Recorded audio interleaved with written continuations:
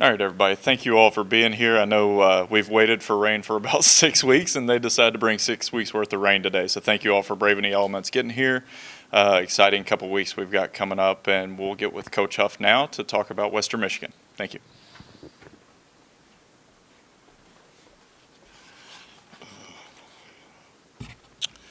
How's everybody doing? Great to see everybody back, braving the elements to get here today. Obviously, moving forward to Western Michigan, really excited about this opportunity. Really good football program.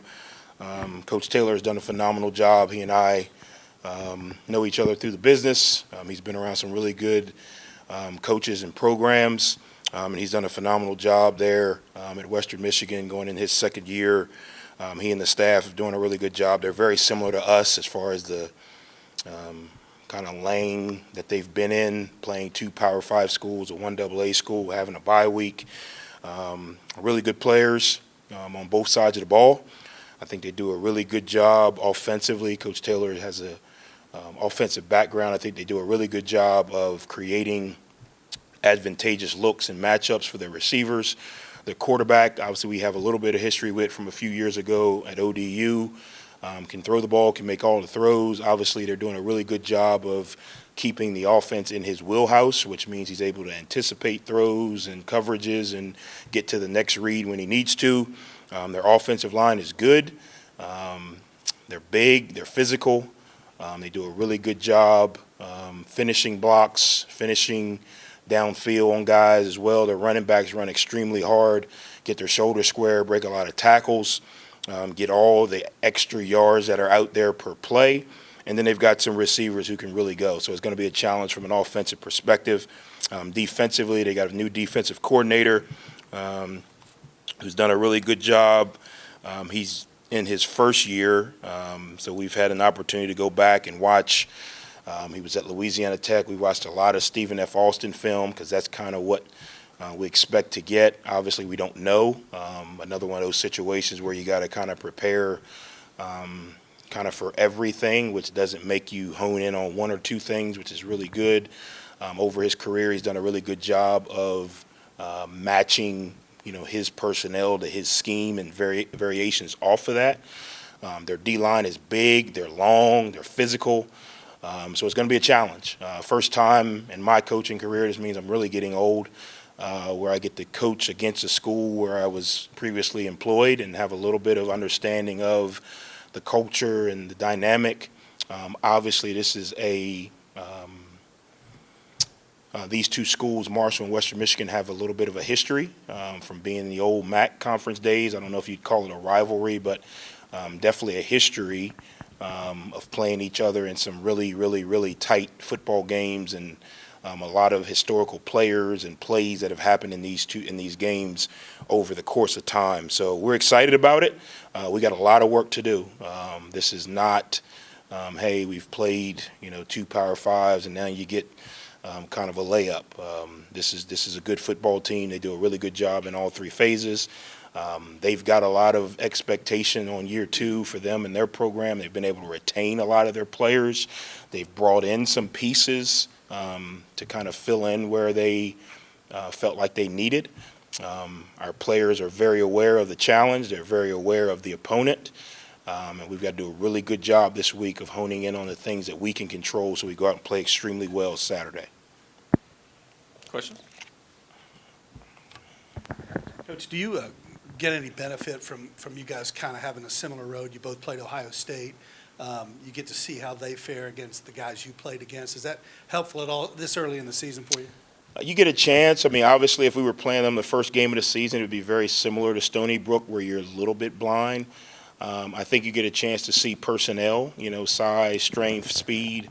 You're not really sure if what they're doing versus those teams or what they're going to do ultimately versus you. Very similar to us. The game plans for those teams are drastically different than who you want to be. I think all the way back to us, our game plan versus Stony Brook was drastically different than who we wanted to be just based on what we got when we got in the game. And then you go into those games and you're really trying to minimize your deficiencies. Hey, They got a really good D-line or O-line, so how do we keep our guys protected? How does the quarterback get the ball out quicker? Some of the plays that you love in camp, you just don't have time to get that receiver that far downfield, or you don't feel like you can get that running back in space, as easily versus some of the Power Five. So you have to kind of take that mindset as the same with them. You don't know if they're really trying to press the ball down the field, against those P5 schools because of obviously the protection issues. You don't know if the guys are trying to get the backs in space because of maybe the speed deficiency. So you get a good gauge of personnel. The one thing that we kind of struggled with, going into Stony Brook, you were watching a completely different team, but at least now you're watching the guys that you're going to see. So from a player perspective, you can kind of prepare for the guy you're going to see. Coaching perspective, you still kind of stay global off of what they've done in their past, what they've had success with in their past. During the bye week, we went back and watched all Stephen F. Austin film, all La Tech film. We had some walkthroughs and some periods in practice where we were practicing Western Michigan looks and things that we thought they may see. So that gave us a little bit of a head start on them, but now we got to kind of figure out in game, okay, what are they going to, what are they using, what do we need to be prepared for? Looking at some of their personnel, Jalen Buckley, what do you think of him? He looks like when he's able to get open, he's really he's able to make plays. Yeah, they do a really good job, creating space for their receivers. I think they do a really good job of putting them in positions where they're running away from coverage. The quarterback does a good job of delivering balls. I think they run really well, so that helps. And then I think their system complements their skill set, if that makes sense. They have a system that, doesn't really matter if it's Buckley or if it's another guy. Based on the concept, somebody's in a space to make a play. So it makes it challenging because not only do you have to defend the concept, you got to defend the player. So that's a big piece of what we're going to have to be able to do Saturday. When you look at their efficiency in the red zone, they're 100%, and 5 of those are touchdowns.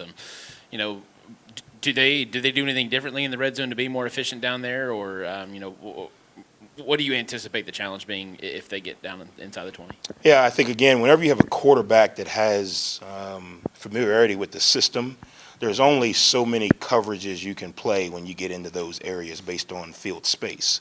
And I think what they have is they have good complementary plays based on the coverage options that you can play. And the quarterback is kind of very anticipatory, so he kind of knows before the ball snaps, you're in this coverage, we're running this play, this is where the ball goes. And I think that helps. That helps from a efficiency standpoint because you're not guessing, what coverage are they going to play. You're not guessing where does the ball go in this coverage. And I think what you see is because of the quarterback's awareness and we call it veteran, presence, the ball comes out quick. They know exactly what plays they want to go to. And then his guys are making plays, and there's been some times where they've been running the ball. I think their running backs run really hard. And if you run hard down in the red zone, you can stumble into the end zone. We've done it a couple of times on the goal line. So I think that's a big piece of it. They don't stop their feet. They get behind their pads. And, we talk about the leaky yards, in the middle of the field. If you hit a guy and he gains 2, it's kind of like, okay, well, it's 2nd and 8. Well, down there in the red zone, every yard, gets you closer to points. And that's what they've been able to do. Coach, when you look back now at Ohio State, and we kind of touched on this Saturday, but how much confidence does that give your guys knowing if you can execute your game plan offensively against a team like that, it kind of bodes well for the rest of the season? Yeah, well, what you got to do, or what I've got to be able to do as the leader, is in today's generation, it's easy for our guys to get up for those type of games because your whole life you got the chip on your shoulder. I get a chance to play on the big stage. I'm going to go show the world what I can do. They prepare better during the week. They're more focused because obviously they know the opponent creates a challenge. what I've got to be able to do is I've got to be able to, and coaches talk about it all the time, but there's still a human fact to it, right? You prepare to a standard. You should be preparing the same way regardless of who you're playing. The reality of that is, yes, you should, but there's still a human fact to it. So what I've got to be able to do is I've got to be able to get the entire organization to prepare the exact same way we prepared regardless of who we're playing. That's the challenge. I think I think we have good leadership. I think we have the right mindset to do that.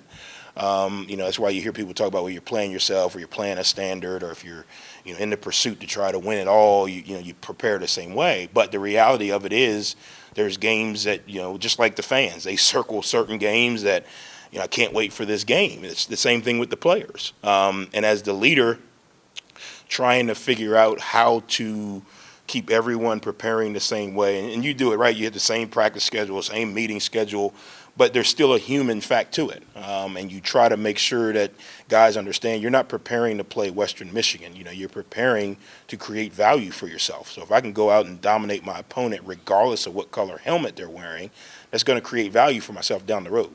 I think the leaders have a lot to do with it, because the talk in the locker room has got to be the same. It can't just be let's go shock the world one week. It's got to be let's go shock the world every week. And that'll be what I don't know. We had a walkthrough yesterday, so I can't tell you that, oh, yeah, we had a great week of practice. But that was the challenge to the players. We played at times really well versus one of the top teams in the country, so we know what we can be.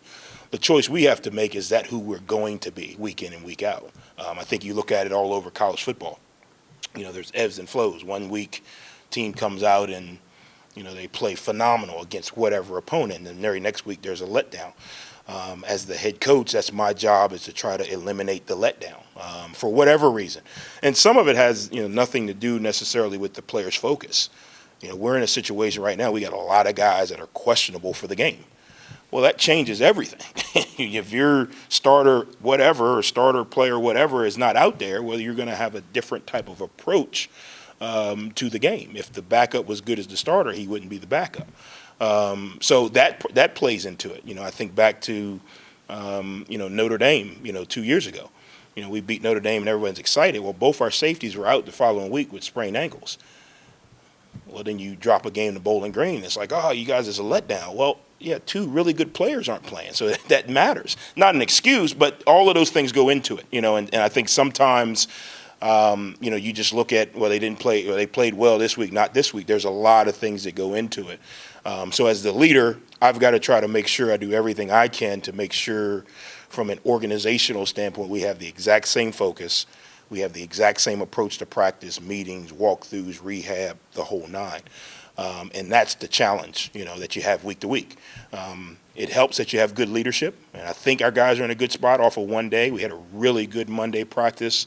Actually, a better practice this Monday than last Monday because of the fact that they knew they played, decent against a good opponent. From an offensive perspective, and defensively, they didn't feel they played as great. They felt like they could have played better, so they felt like, hey, we got to come out today and get better. We've got to do that each day this week, and that's the challenge. Coach, can you just share with us a little bit of your thoughts of when you were at Western and, what that stage of your career meant to you? Yeah, I was there with Coach P.J. Fleck, and really it helped shape a lot of the culture mentality that I have. I also got a chance to watch when we took over that program. We took over it from the beginning. So we didn't have the facilities they have now. We didn't have the 11-1 season that they've been able to kind of take a step from. We were kind of taking it over after a coach had been there a really long time and things were kind of going the wrong direction. So we kind of got to rebuild it, and we got to rebuild it under Coach Fleck's vision. So I was a part of that. And to see where it is now, not to saying that we did everything, but to see where it is now, it gives you a sense of a true appreciation for what you were able to be a part of. The facilities there now, obviously the players that have come through there, the coaches that have come through there. The community is very similar to Huntington. Huntington is a special place, but it's a small college town where, that college means a lot to the city. the people in that city. So you kind of get humbled a little bit to know that you were a part of something, to build something. And I think that's special. I'm not going to sit here and say when I went to Alabama, I built anything. I just kind of jumped in line and kept it going. But it's a different type of appreciation. I'll be always able to say I was a part of Coach Fleck's, first staff that really kind of set the foundation for what, Western Michigan has become. I'm always a Jeopardy question. Who was the last running back coach for Coach Saban's last national championship? I'll take Charles Huff for 500, Alex. So I get both, I get both. And that's really helped me here because it wasn't as much of a build here. It wasn't, torn down. It wasn't a build. It was kind of a blend of both. There needed to be a change in some areas. We were able to do that. Christian Spears and the administration has helped us do that with some of the facilities. But it's also, taking a program that was in a really good spot and adding to it. So because of the two sides, I've been able to kind of use both of them here to help us, continue to move forward. So you talk about multiple players questionable going into this weekend. How do you go about approaching a game plan with having multiple players that you're not guaranteed to be ready come Saturday? Yeah, that's why they pay me $38 million a day to figure that out. No, that's a joke. I want to make sure everybody understands. Coach Huff does not get paid $38 million a day. It's difficult because I'm a big believer in you have to practice to play well.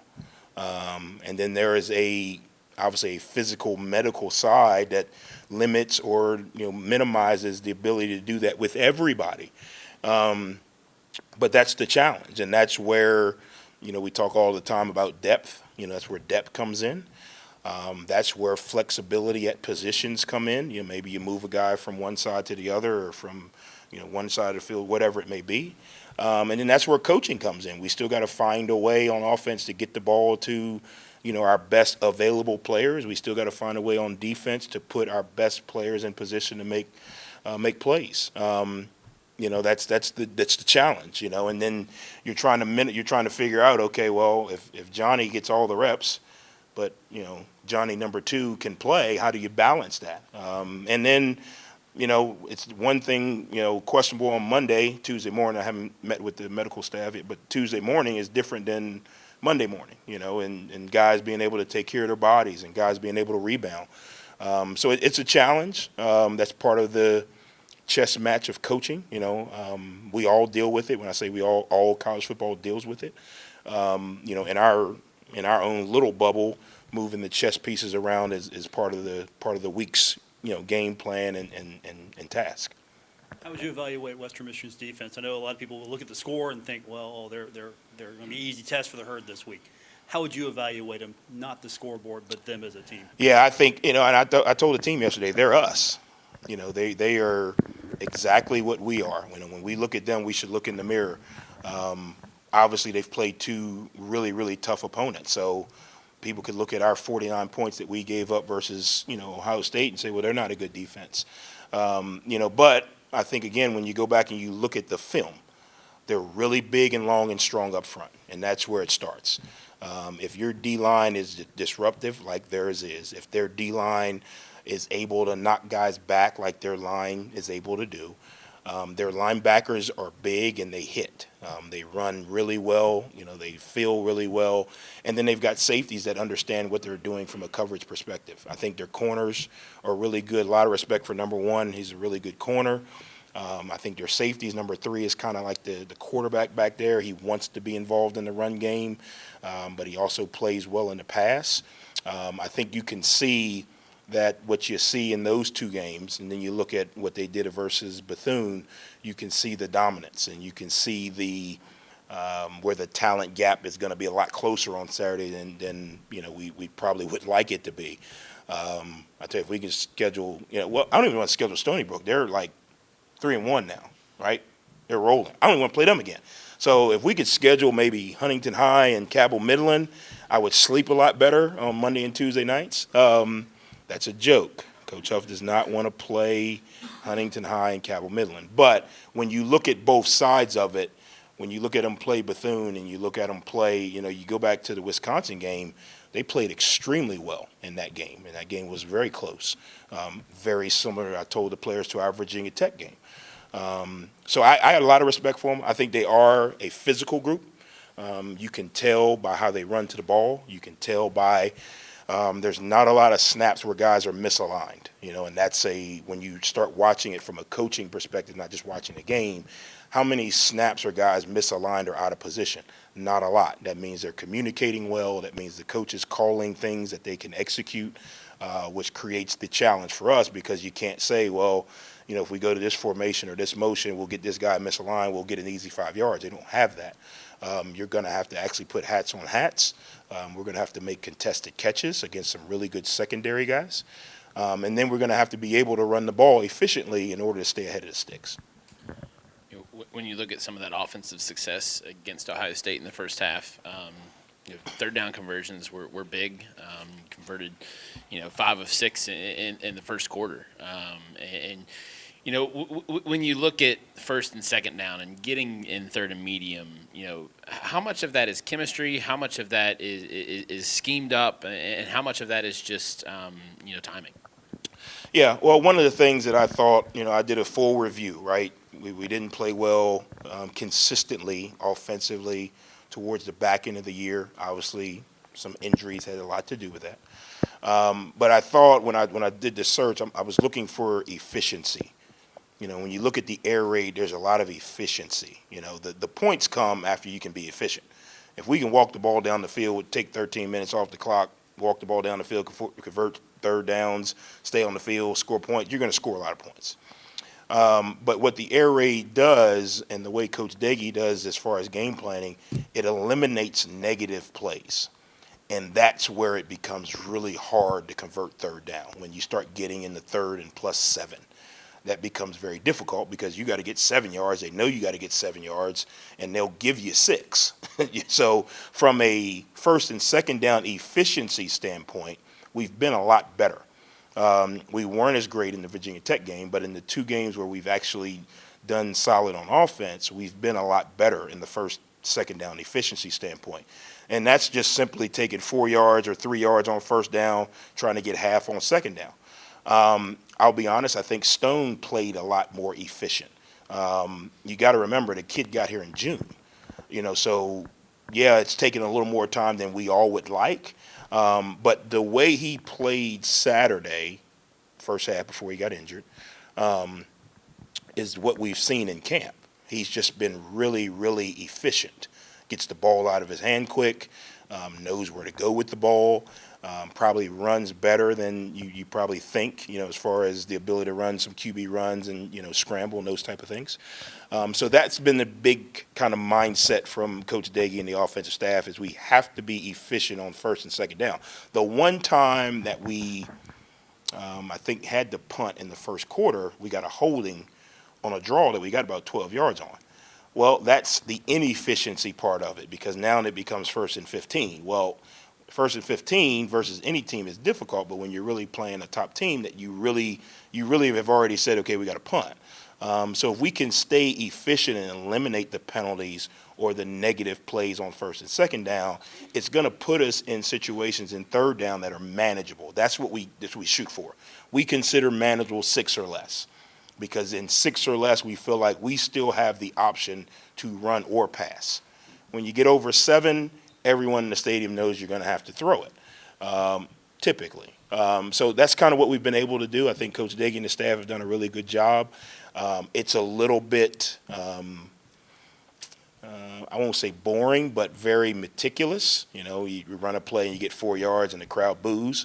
Like, I'm cheering. First down, we get 4 yards, I'm cheering. Because I know we only need half of this second down to get to a manageable third down. Now, don't get me wrong. I would love to run first down and go 80 yards, trust me. But as far as being efficient, that's been the goal for our offense, and that's what I've been kind of preaching to the offense. Once you can be efficient, the explosives will come. I think, we've seen, Metcalf make some really good plays. The cross route that he caught, against Ohio State, where he probably got 15 yards, probably another opponent that may be a bigger play. right? But I'm good with that. But that's what we're trying to get to. That's where the explosion will come. Once we're able to be efficient on first and second down, then we'll be able to break some tackles like they did for us. We'll be able to extend some of these runs and get to the explosive big plays that everybody wants. Yeah, how about the tight ends? Obviously not, they're not showing up on the stat sheet much, but what are they doing to contribute to the offense? Yeah, they're probably the unsung heroes. I don't know if we have that award, but they probably should get the unsung hero award, for the first couple of games, because what they do is both Toby, Holmes, and Cade, they're flexible enough to be a threat in the pass game, running routes, and they're able to be effective in the run game.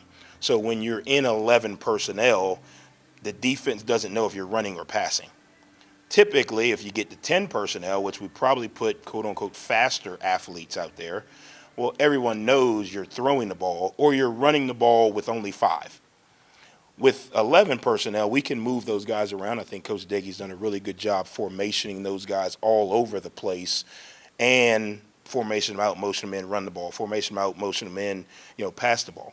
So it allows defenses to have to play a little bit more right down the middle rather than, hey, it's a run, it's a run, it's a run because, jersey number 80's in here. Hey, it's a pass because, jersey number 87's in here. We've been able to kind of keep that balance, and we do a self-scout each week to try to keep that balance. How many times are we running the ball with Toby in? How many times are we throwing the ball with Cade in? To try and keep that balance so it's not like, hey, every time this tight end comes in, he only blocks. This time this tight end comes in, he only, runs passes. So we've done a good job of that. It's only been 3 games, but I think we've done a good job of that balance. Any more questions for Coach? Awesome. Well, really excited to get back home. I'm excited about the opportunity to get in front of our fans. This Thursday, myself and a couple of players will be in the student center handing out donuts to the students to thank them in advance for coming to the game. I do believe they have a huge impact on our game day. So we'll be there around noon to show appreciation to the students for what I know they're going to do on Saturday. The weather is supposed to be phenomenal. We haven't been here in a month. I'm not sure, this may be a Steve question, when's the last time Western Michigan has been here? Put you on the spot. See how they do me after games? What'd you think about that third down call? See, that's how they do me. 04?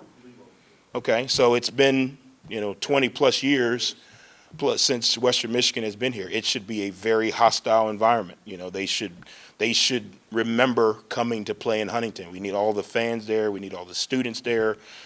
It has an effect on the energy of our guys. It has an effect on the opponent. So we're excited about the opportunity to get everybody back into Jones Saturday. Thanks, guys.